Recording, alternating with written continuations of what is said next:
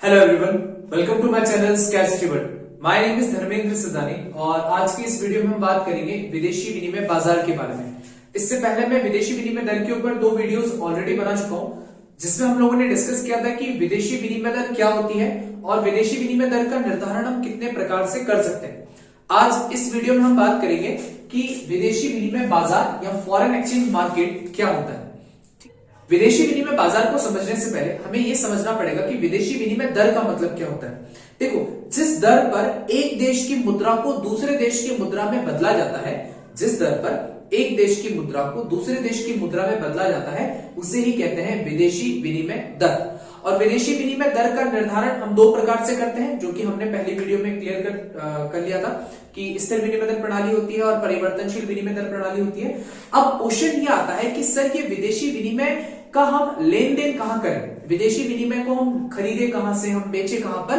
तो जिस बाजार में विदेशी विनिमय का क्रय विक्रय होता है ना, जिस बाजार में विदेशी मुद्राओं का क्रय विक्रय किया जाता है, उसी बाजार को कहते हैं विदेशी विनिमय बाजार। ठीक है, जैसे लिखा हुआ है, विदेशी विनिमय बाजार वह बाजार होता है जिसमें विश्व की विभिन्न मुद्राओं का, विश्व के विभिन्न देशों की राष्ट्रीय मुद्राओं का क्या होता है, क्रय विक्रय या लेन देन होता है, उसे ही हम कहते हैं विदेशी विनिमय बाजार।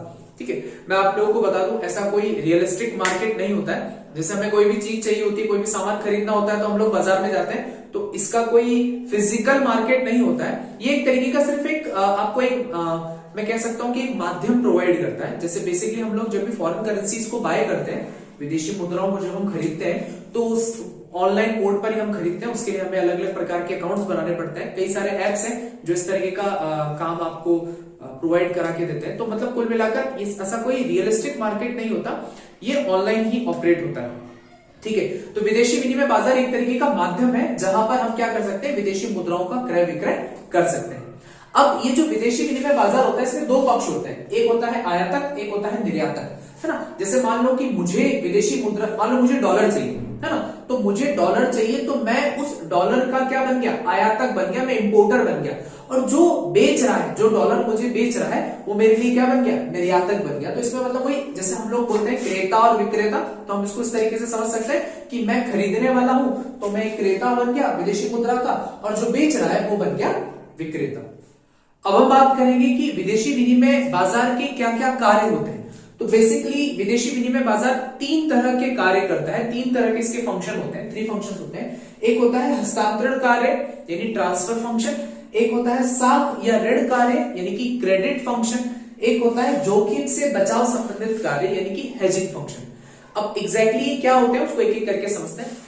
सबसे पहले हम बात करेंगे हस्तांतरण कार्य की। हस्तांतरण कार्य का मतलब यहां पर किस चीज के हस्तांतरण से, यहां पर क्रय शक्ति के हस्तांतरण से। इस पहले पॉइंट के अंदर यहां पर इसने क्रय शक्ति का हस्तांतरण की बात करी है। क्रय शक्ति को इंग्लिश में कहा जाता है परचेजिंग पावर, परचेजिंग पावर। अब ये परचेजिंग पावर का मतलब क्या होता है, देखो जैसे मान लेते हैं कि मेरे पास 100 रुपए, ठीक है, अब उस 100 रुपए से मैं कितनी तरह की वस्तुओं को खरीद सकता हूं, ये मेरी क्रय शक्ति है ना। मान लेते हैं कि मैं जो 10 रुपए वाले 10 पेन खरीद सकता हूं 100 रुपए के अंदर, तो ये मेरी क्या कहलाएगी, ये मेरी क्रय शक्ति कहलाएगी। ठीक है, लेकिन मेरे पास जो रुपए है, मेरे पास जो भारतीय रुपया है, क्या ये भारतीय रुपया विदेशों में कार्य कर सकता है क्या, नहीं कर सकता। अगर मुझे विदेशों से कोई वस्तु खरीदनी है तो मुझे विदेशी मुद्रा की आवश्यकता पड़ेगी। तो ये जो बाजार है विदेशी विनिमय बाजार, ये आपको विदेशी मुद्रा प्रदान करता है और उसी विदेशी मुद्रा की सहायता से आप अपनी क्रय शक्ति को क्या कर सकते हो, विदेशों में भी हस्तांतरित कर सकते हो। अगर ये बाजार नहीं होता तो आप फॉरेन से कोई चीज खरीद ही नहीं पाते, विदेशों से कोई सामान खरीद ही नहीं पाते, लेकिन इस बाजार की वजह से आपकी क्रय शक्ति का हस्तांतरण हो गया उस देश की बाजार के अंदर। तो ये पहला कार्य होता है हस्तांतरण कार्य, यानी आपकी ये जो बाजार होता है विदेशी विनिमय बाजार, इनकी क्रय शक्ति का हस्तांतरण कर देता है, ट्रांसफर कर देता है। ठीक है, दूसरा होता है साख या ऋण संबंधित कार्य। देखो, जब भी हम दूसरे देशों से आयात करते हैं ना, निर्यात करते हैं, तो जैसे आपको पता है कि हर व्यापारी उधार में सामान खरीदता हुआ बेचता है। ठीक है, वैसे ही जो आयातक होते हैं, निर्यातक होते हैं, उन्हें भी कई बार क्या होता है कि लोन की जरूरत पड़ती है। ठीक है। फॉरेन के अंदर जैसे नॉर्मली हमें यहाँ पर लोन चाहिए तो हमें बैंक प्रोवाइड करती है, कोई भी व्यापारिक बैंक हमें लोन प्रदान करती है। लेकिन विदेशों से अगर हमें लोन चाहिए, विदेशों से कोई ट्रांजेक्शन करने के लिए अगर हमें कोई लोन चाहिए, तो ये जो विदेशी विनिमय बाजार होता है ये आपको साख भी प्रदान करता है, यदि ऋण भी प्रदान करता है तो ये इसका दूसरा कार्य है, साख या ऋण संबंधित कार्य। और तीसरा सबसे इंपॉर्टेंट कार्य जो मुझे लगता है वो होता है जोखिम से बचाव कार्य।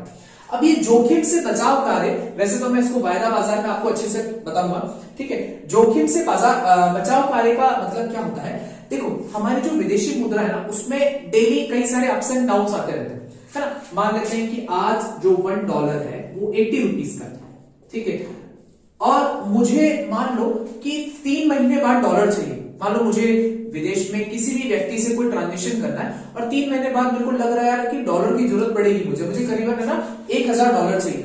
अगर अभी मैं डॉलर खरीदता हूं, मान लो कि मुझे अभी $1000 चाहिए, तो मुझे अभी कितने रुपए देने पड़ेंगे, मुझे 80,000 रुपीज देने पड़ेंगे, है ना। लेकिन 3 महीने बाद क्या रेट होगी ये मुझे नहीं पता ना, तो मैं क्या कर सकता हूं, वायदा बाजार का प्रयोग करके, वायदा बाजार यानी फॉरवर्ड मार्केट का प्रयोग करके मैं क्या कर सकता हूं, इस एक डॉलर बराबर जो 80 रुपए जो मूल्य चल रहा है, इस मूल्य पर मैं क्या कर सकता हूं, एक डील साइन कर सकता हूं। उस डील में क्या होगा, मुझे डॉलर की जो पेमेंट मिलेगी वो 3 महीने बाद ही मिलेगी, लेकिन जो पेमेंट मिलेगी वो मुझे इस 80 रुपीज के बेसिस पर ही मिलेगी। मान लेते हैं कि 3 महीने बाद जो डॉलर है वो डॉलर 90 रुपए का चल रहा है। एक एग्जांपल ले लेते हैं कि जो $1 की वैल्यू वो 90 रुपीज हो चुकी है, लेकिन मैंने जो डील कर रखी है वो किस रेट पर कर रखी है, 80 रुपीज पर। तो यानी कि मुझे जो डॉलर 3 महीने बाद मिलेगा वो इस 80 रुपीज पर ही मिलेगा। इसको बोलते हैं जोखिम से बचाव संबंधित कार्य। यानी फ्यूचर में मुझे जो लॉस होने वाला था उस लॉस को मैंने पहले ही क्या कर दिया, कवर कर दिया। तो ये तीसरा इसका कार्य होता है विदेशी विनिमय बाजार का, जोखिम से बचाव कार्य, जो भी हम आगे वायदा बाजार में पढ़ने वाले हैं, ठीक है।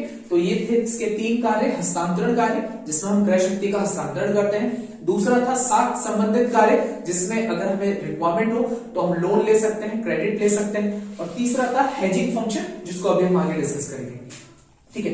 तो ये विदेशी विनिमय बाजार 2 तरह से चलता है, 2 तरीके से ऑपरेट किया जाता है, जिसमें सबसे पहला होता है चालू बाजार जिसको हम हाजिर बाजार भी कहते हैं, स्पॉट मार्केट, इंग्लिश में इसको कहा जाता है स्पॉट मार्केट। और एक होता है वायदा बाजार या फ्यूचर मार्केट या फॉरवर्ड मार्केट। अभी फ्यूचर मार्केट या फॉरवर्ड मार्केट क्या होता है उसको समझते हैं, ठीक है। सबसे पहले तो हम समझते हैं इसको, फर्स्ट वाले को, चालू बाजार क्या होता है या हाजिर बाजार क्या होता है, स्पॉट मार्केट कहते हैं इसको। सपोज वर्तमान में मुझे डॉलर की रिक्वायरमेंट है या किसी भी करेंसी की रिक्वायरमेंट है, तो मैंने क्या करा, जैसे मान लो मुझे डॉलर चाहिए, तो मैंने $1 का मैंने रेट देखा, $1 की रेट मान लो चल रही है 82 रुपीज चल रही है, ठीक है, 82 रुपीज चल रही है। और मान लो मुझे $1000 चाहिए, मुझे $1000 चाहिए, तो सीधी सी बात है, मैंने क्या करा, ऑनलाइन जब डॉलर बाय करे या कहीं से भी डॉलर को जब मैंने खरीदा, तो जो डॉलर मैंने खरीदा उसके लिए मैंने कितने रुपए का पेमेंट कर दिया, 82 रुपए का, भारतीय रुपए का भुगतान कर दिया। तो ये जो मैंने क्या करा, आज ही मुझे वर्तमान में मैंने क्या करा, रुपीज का पेमेंट किया, डॉलर ले लिया, तो ये ऑन द स्पॉट हुआ ना, ऑन द स्पॉट यानी कि करंट बेसिस पर हुआ, चालू रूप में हुआ, इसलिए इसको कहा जाता है चालू बाजार, स्पॉट मार्केट या हाजिर बाजार। कि मान लेते हैं कि मुझे भविष्य में 6 महीने बाद, 2 महीने बाद भविष्य में कभी भी डॉलर की रिक्वायरमेंट है, तो मैं चालू बाजार का यूज नहीं करूंगा, तब मैं प्रयोग करूंगा वायदा बाजार का या फॉरवर्ड मार्केट का। अब फॉरवर्ड मार्केट या वायदा बाजार क्या होता है, इसको हम भविष्य का एक बाजार भी कहते हैं, जिसमें जो डील होती है, जो समझौता होता है, वो तो वर्तमान रेट पर ही होता है। जैसे मान लेते हैं कि मुझे 2 महीने बाद डॉलर की रिक्वायरमेंट है, तो अभी रेट चल रही है $1 की 82 रुपीज, ठीक है। तो मैंने क्या करा, इस पर्टिकुलर करंट रेट पर मैंने डील साइन कर दी। अब 2 महीने बाद जो मेरा निर्यातक होगा, जो मेरा विक्रेता होगा डॉलर का, वो मुझे 82 रुपीज के हिसाब से ही मुझे डॉलर का पेमेंट करेगा, भले ही भविष्य में रेट कुछ भी चल रही हो, भले ही रेट ज्यादा चल रही हो या रेट कम चल रही हो, ठीक है ना। तो इसलिए मुझे जो होगा भविष्य में होने वाली हानि से मैं क्या कर सकता हूं, बच सकता हूं। इसलिए इसको कहते हैं वायदा बाजार या फॉरवर्ड बाजार, फॉरवर्ड मार्केट, जिसमें हम क्या करते हैं, डील जो होती है, समझौता होता है जो वर्तमान में करते हैं, लेकिन जो इसका पेमेंट होगा, डॉलर की जो भुगतान होगा, वो आपको भविष्य में किया जाएगा। तो आज हमने समझ लिया विदेशी विनिमय बाजार क्या होता है, इसके क्या क्या कार्य होते हैं, हस्तांतरण कार्य, साख संबंधित कार्य और जोखिम से बचाव कार्य। और ये दो तरह से ऑपरेट होता है, स्पॉट मार्केट और फॉरवर्ड मार्केट के बेसिस पे। तो आई होप आपको इस टॉपिक से रिलेटेड सारे डाउट क्लियर हो चुके होंगे। अब इस चैप्टर की सिर्फ एक वीडियो रिमेनिंग है जो मैं बहुत जल्दी 1-2 दिन में बनाकर अपलोड कर दूंगा। तो अगर उससे रिलेटेड, इस वीडियो से रिलेटेड कोई भी डाउट है तो प्लीज मुझे कमेंट बॉक्स में कमेंट कर सकते हैं। तब तक के लिए जय हिंद।